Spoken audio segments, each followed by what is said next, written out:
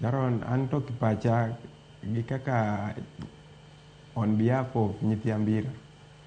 Gima nada kwania kata jopuonjego gin giwuon kata ka giling'no ging'e niya mano to kende correct results of Ambira boys students. Koro wan gima ne wakwaye niya kaponi kata CS nyalo pardon gimiwane gima wadwaro nikech yani ruining futures of young youth in this generation ni kama yani you were born to do nothing, unaona? Yani you are not born to do nothing. Ingine nyakimbe speak positive, yani nyakibed positive.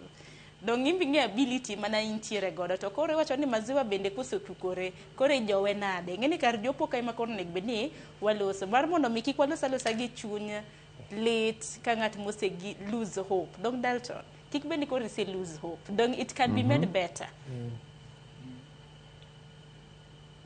Yes, it can be made better, Sharon. But in any situation ni kaka okete niya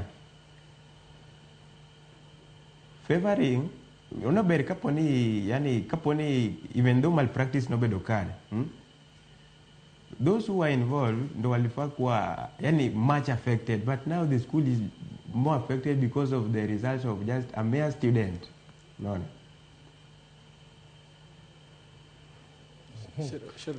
Mosainya Dalton samoro wanyise Dalton gimoro ni Dalton reality ni in gisi plain. That's the reality. Koro gima mundo